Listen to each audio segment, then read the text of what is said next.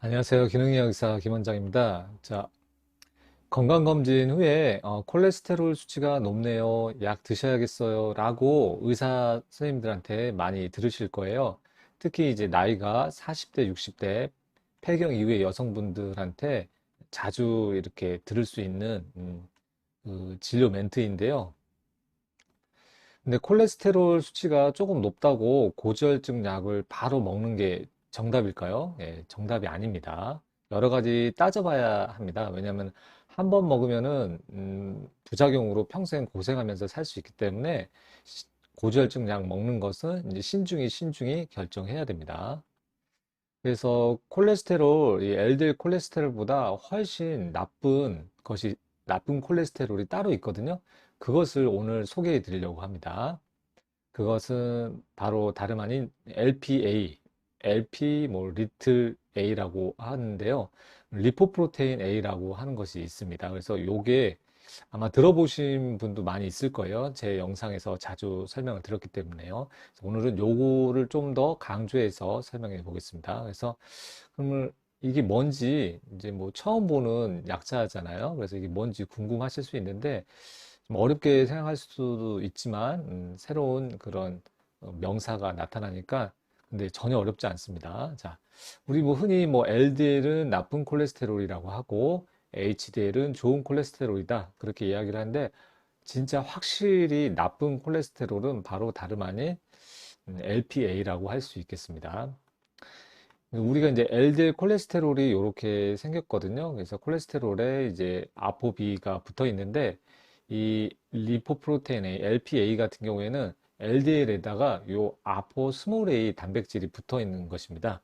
그래서 LPA는 LDL에다가 단백질이 하나 추가로 붙어 있구나. 이제 이렇게 생각하시면 쉬울 것 같아요. 그리고 이 LPA 같은 경우에는 LDL 콜레스테롤 수치에도 일부 반영이 될 수 있습니다. 그래서 LDL 콜레스테롤 수치에도 영향을 줄 수 있고 수치가 올라갈 수 있기 때문에 LPA를 확인할 필요가 있는데 이게 100%다 반영되는 게 아니더라고요. 그래서 LDL 안에 LPA가 얼마나 있는지 확인이 필요하고 이 수치가 얼마나 되는지 확인하는 것이 결국 그 사람의 혈관 건강을 나타내는 아주 중요한 강력한 지표가 되기 때문에 이 수치를 꼭 알아야 됩니다. 그래서 LPA는 이제 특징이 혈관벽에 잘 달라붙고 염증을 유발을 하게 됩니다. 그래서 동맥경화, 혈전이 잘 생기고 혈관이 딱딱해지고 동맥경화가 될 수 있는 아주 중요한 지표인데 일반 의사들은 이 수치에 대해서 제대로 검사를 하지 않고요. 어, 설명도 하지 않죠. 검사를 안 하니까. 왜냐하면 이제 이 수치가 높아도 어떻게 해줄 방법을 제대로 모르기 때문에 그냥 검사를 아예 안 하고 LDL 수치만 보고서 이렇게 약을 그냥 바로 처방을 합니다. 하지만 LDL만 볼 게 아니라 우리는 LPA도 꼭 확인을 해야 됩니다.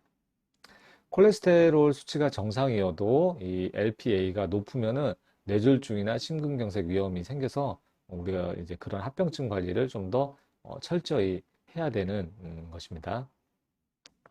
실제 환자 케이스를 살펴보면은 이제 49세 여자 환자예요. 근데 이제 평소에 달리기 할 때 숨차는 증세가 있었거든요. 이렇게 숨차는 증세는 상당히 조심해야 되는 증세입니다. 그래서 심장에 뭔가 어떤 혈관이 좁아져 있을 때 나타나는 증상일 수 있기 때문에 조심해야 되고요. 그래서 이제 심혈관 조영술, 심장을 먹여 살리는 그 관상동맥에다가 그 조영제를 투입을 해서 혈관이 얼마나 막혔는지 확인해 봤더니 90% 이상 막힌 부분이 두 군데나 있어가지고 풍선 확장술 스텐트 두 개를 삽입을 해서 치료를 받았다고 합니다. 그리고 이제 부모님 둘 다 협심증이 있었고 음주 흡연도 특별히 하지 않는 편인데 이게 날씬하고 젊은 중년의 그 여자분이 심근경색이 생긴 거는 특이점이 있는 그런 상황이라고 할 수 있습니다. 이 환자가 바로 그 LPA가 문제가 있던 환자였습니다.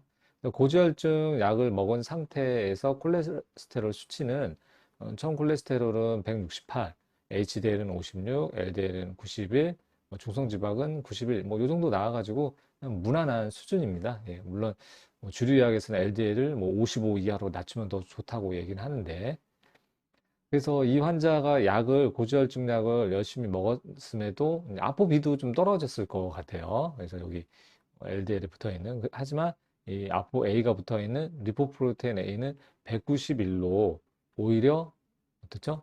앞에 있었던 그 LDL보다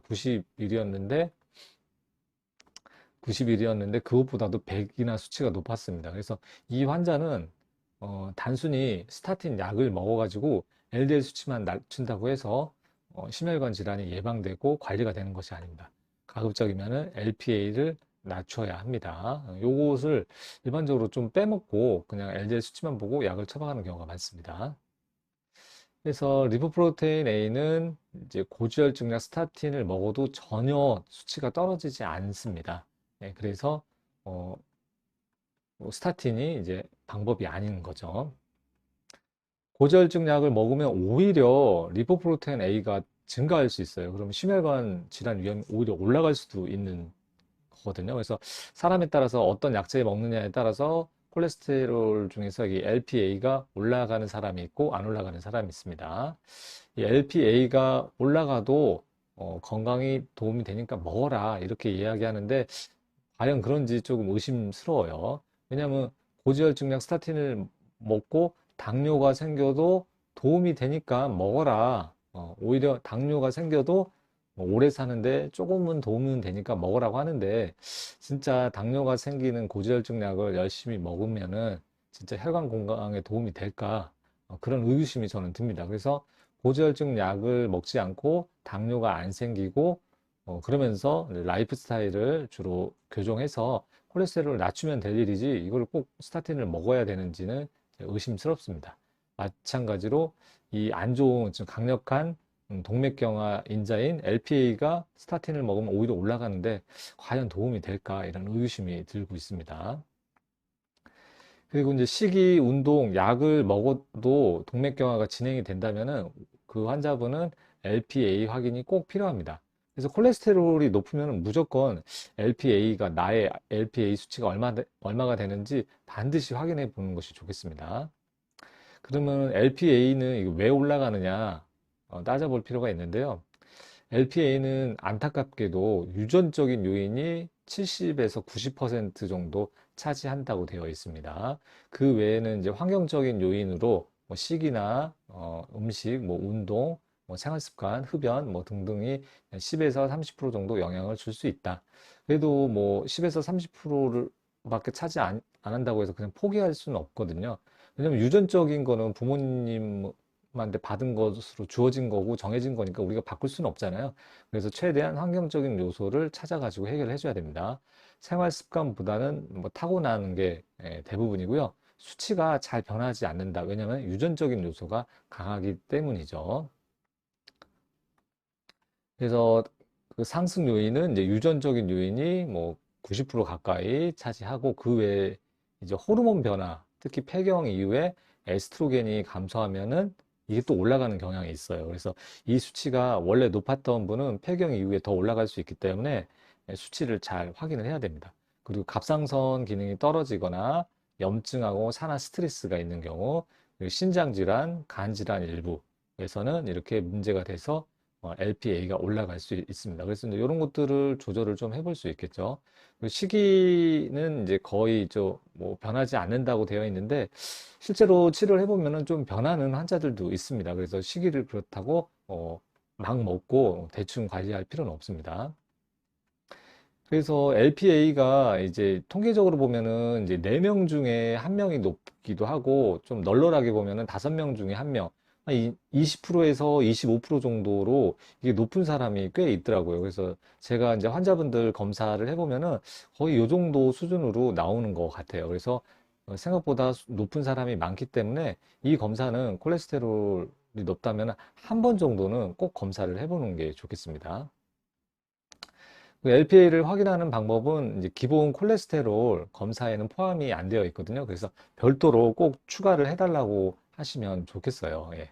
뭐 간단하게 추가하면 되니까 꼭 해보면 좋겠고요.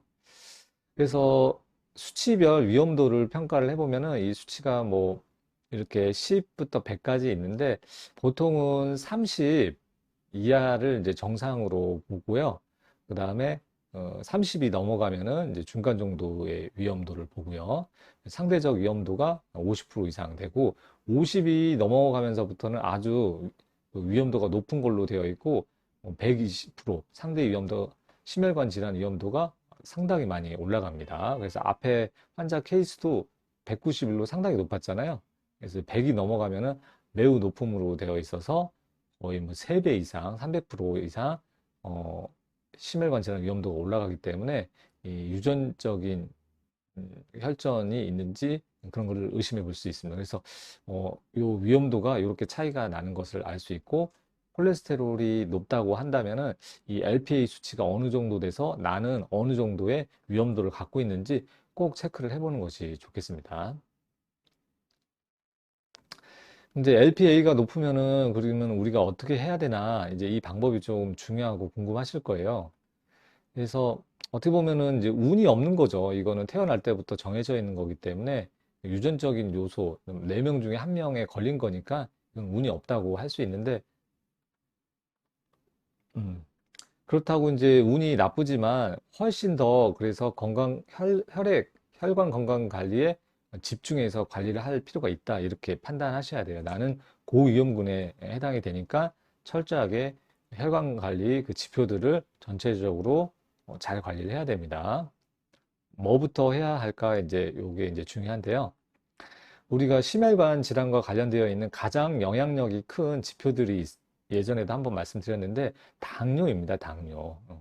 당뇨가 가장 강력한 지표 위험 인자고요. 그 다음에 인슐린 저항성, 대사증후군, 고혈압, 비만 요거 다 어떻게 보면은 같이 함께 연관이 있죠. 그리고 흡연도 상당히 중요하기 때문에 흡연을 하면서 어떤 뭐 킬레이션 치료를 한다든가 뭐 이런 걸 하시면은 별로 도움이 안 돼요. 물론 약간의 도움은 되지만 그렇게 큰 효과는 없습니다. 그리고 중성지방 수치, 그리고 아포비, 그리고 LDL 콜레스테롤은 거의 꼴찌입니다. 꼴찌. 이거 조절한다고 해서 심혈관 질환이 혈관 건강이 잘 유지되지 않습니다. 요거를 위주로 우리는 건강 관리를 해야겠습니다. 그래서 어, 이 혈관 건강을 위해서는 숨어 있는 염증 확인이 가장 중요한 음, 필요한 가장 중요한 요소인데 그런 것들을 확인하기 위해서 LDL보다 훨씬 중요한 위험 요인이 숨어 있는 만성 염증을 확인해야 됩니다.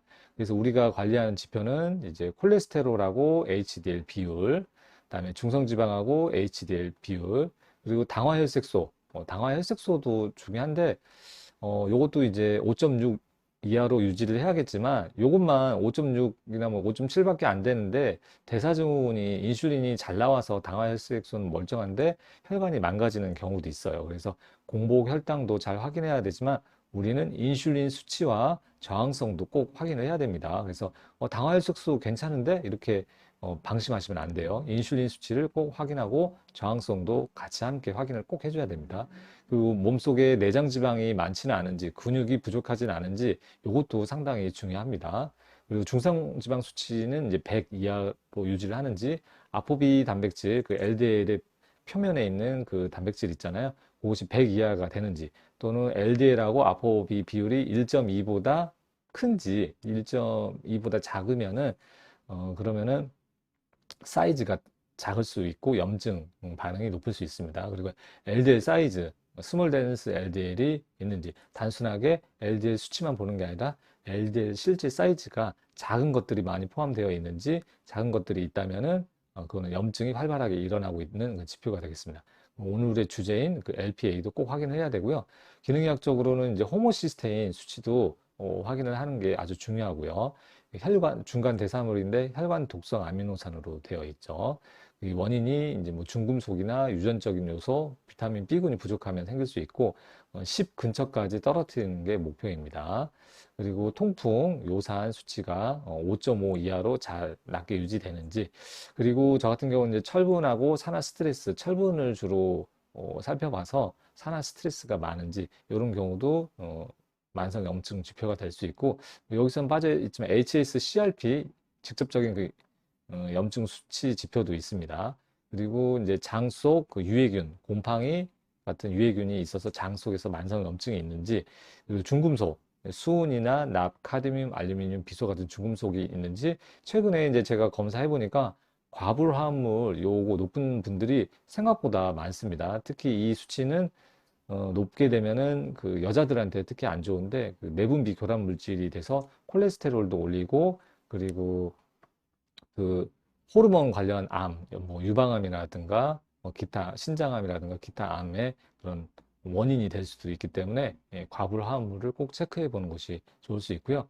상승된 그 콜티졸, 스트레스 호르몬이 많은 경우에도 염증 반응과 관련이 있고 자율신경 문제나 교감신경 항진 이런 문제가 있을 수 있습니다. 그래서 이런 것들을 이제 종합적으로 판단해서 관리를 해야지 그냥 좋은지 나쁜지 모르는 LDL 콜레스테롤 수치만 달러 하나 보고서 약을 먹는 것은 조금 무모하다는 생각마저 듭니다. 그래서 이렇게 몸 건강 관리하는 게 단순하지가 않아요. 그래서 LDL 뭐 스타틴 먹고 LDL만 뚝 떨어뜨리면 모든 게 해결되느냐? 전혀 그렇지 않고 앞에서 말씀드린 것처럼 LDL 콜레스테롤 수치는 별로 그렇게 중요한 수치가 아니다. 그렇게 이해하시면 되겠습니다. 그래서 이런 것들을 관리하시는 게 더 중요하다고 할 수 있겠습니다. 그래서 뭐 여러 가지가 있지만 궁금하면은 뭐 그런 검사들을 이제 기능의학병원에 가서 받아볼 수 있지만 적어도 저는 이제 상당히 빈도가 높기 때문에 이 LPA 수치가 얼마인지는 꼭 확인을 해보시고 이게 높다면은 마음의 준비를 해서 몸 관리를 철저히 하는 것이 좋겠습니다.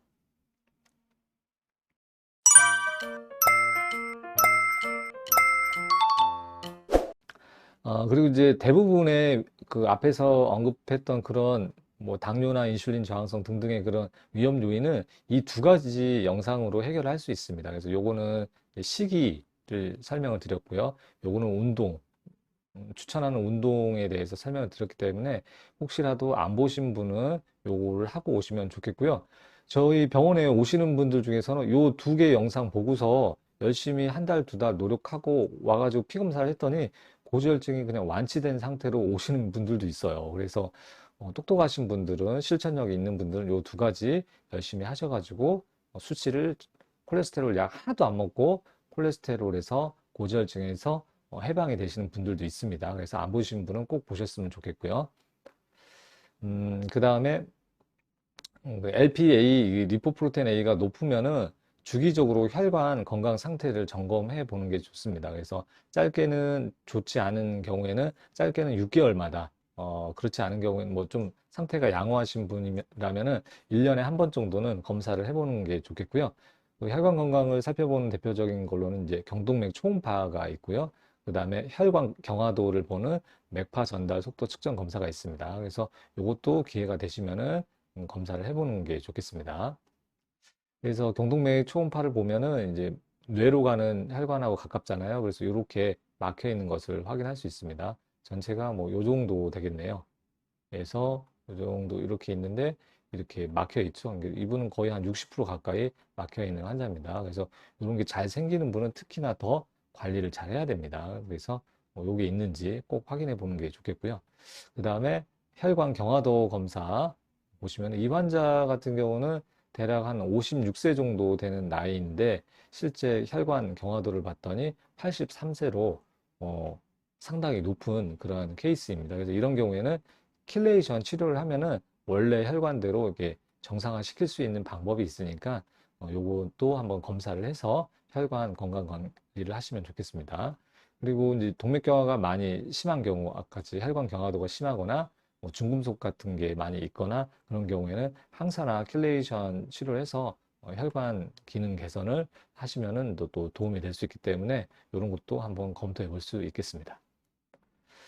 한 번 더 강조드리면은 그 고지혈증 약 스타틴 먹으면은 오히려 LPA가 증가돼서 오히려 혈관이 안 좋아질 수도 있다. 요거 꼭 강조드리고 싶고요. 실제로 이제 제 환자 중에서 50대 후반의 여자 환자 LPA 수치 그런 운동도 시키고 식이도 시키고 항산화 영양제도 섭취하게 했더니 86이었던 수치가 74, 이게 71 이렇게 떨어지는 추세를 보이고 있습니다. 그래서 꾸준히 이렇게 관리를 하면 어느 정도 떨어뜨릴 수 있기 때문에 꼭 그 단순하게 포기하지 마시고 식이 운동도 열심히 하시는 것을 추천드리겠습니다. 어, LPA를 낮추는 치료제는 없나요? 하고 이제 물어볼 수 있는데, 현재 이제 요 약이 이제 개발 중에 있거든요. 그래서 한 2, 3년 정도는 좀 걸리지 않을까, 그렇게 생각하고 있고요.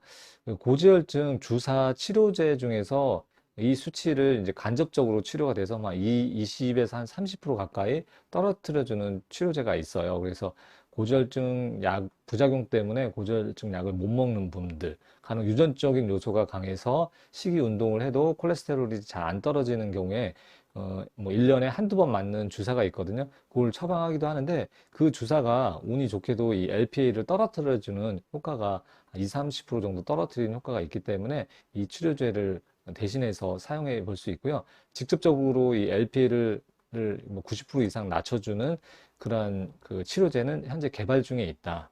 이렇게 알고 계시면 되고, 개발돼서 출시하게 되면 아마 상당히 고가일 거예요. 그래서 지금 고지혈증 LDL 낮추는 그 주사도 뭐 200에서 한 400만 원 사이 정도, 이 정도 들거든요. 그래서 그것도 고가인데, 이것도 아마 이제 고가로 나올 가능성이 있습니다. 이제 그 주사도 혹시 출시되게 되면은 따로 소개를 시켜 드리도록 하겠습니다. 그래서 뭐 LDL 수치 보고 바로 약 드시지 마시고요. 아까 요런 그 수치들을 종합적으로 관리할 수 있는 그 가까운 기능의학 병원에서 상담을 하신 다음에 관리를 하시는 것을 추천드리겠습니다. 그래서 기능의학 병원을 찾는 방법은 이제 고정 댓글에 요 영상을 링크를 해 놓을 테니까요. 뭐 요 영상을 보시고 기능의학 병원을 찾아가지고 해당 그런 검사 항목을 검사를 해서 관리를 잘 해서 혈관 건강을 잘 유지하시길 바라겠습니다. 오늘 영상은 여기까지 말씀드리고요. 다음에 또 유익한 영상으로 찾아뵙도록 하겠습니다. 시청해 주셔서 감사합니다.